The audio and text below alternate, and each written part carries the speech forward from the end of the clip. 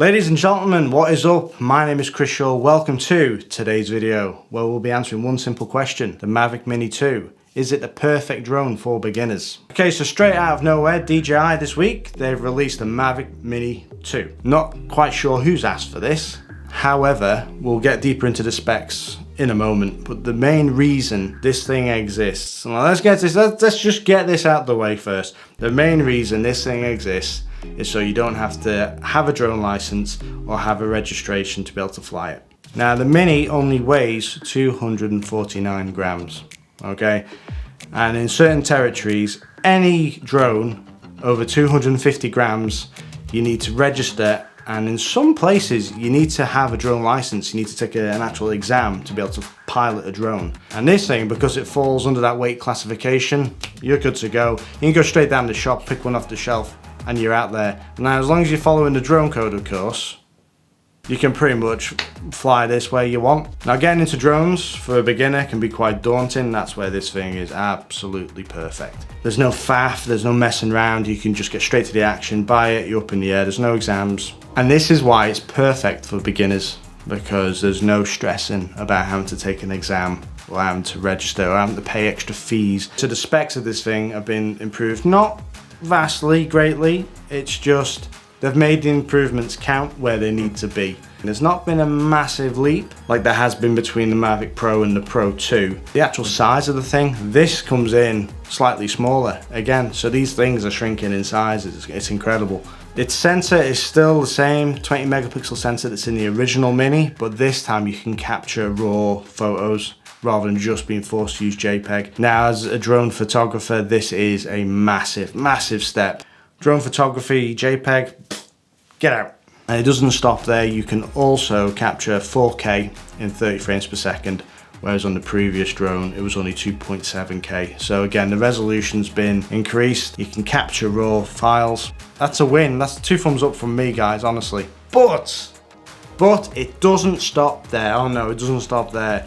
You can also zoom, I kid you not. You've got 2 times lossless zoom, and then you've got 4 times, obviously with a bit of a cropping on the image. That's a massive step to be able to zoom on this tiny device. In the Mini, in this tiny thing, not even my Pro can zoom in. This thing's got win written all over it. Honestly, if you are a beginner getting into the drone space, this is aimed at you guys, seriously. And it doesn't stop there. It doesn't stop there. Now, you shouldn't fly out of line of sight.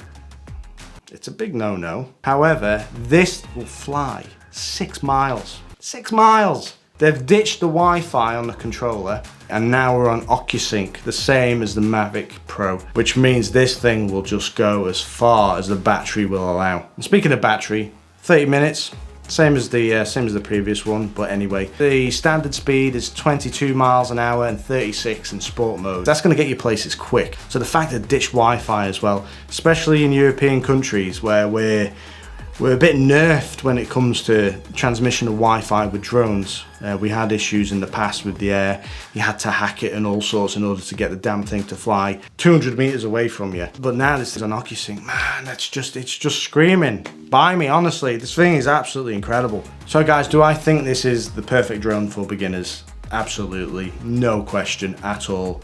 Due to its weight class, its price, its size, it's absolutely perfect. Okay, so with all that aside, the one negative, the one downside I have with this drone is that it doesn't have obstacle detection, which is the sensors on the Pro Ranger drones that when you get too close to, say, a wall, it knows, it stops the drone, crash avoided. But this thing doesn't have that, so you've got to be super careful. It's quite ironic that they don't have the sensors on a beginner drone where the beginners are more likely to have a crash. It's a bit strange. Maybe they couldn't fit it in. Maybe there was just too much tech in the size of the actual thing itself. Maybe they just couldn't fit it in. That's all.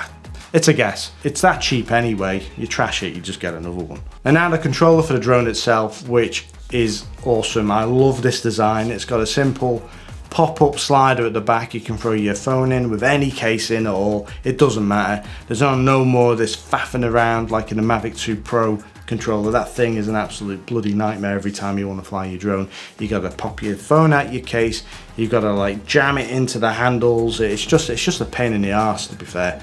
Okay, so full disclosure, I don't actually have a Mavic Mini 2 or a Mavic Mini, so I can't show you guys myself what this thing can do. However, the clip playing right now is from Pete McKinnon's channel, and I urge you guys, if you have any interest in this drone whatsoever, hop on over there and just take a look at some of the footage that you're able to capture with this. It's absolutely awesome for the size of it, the tech they're cramming in now.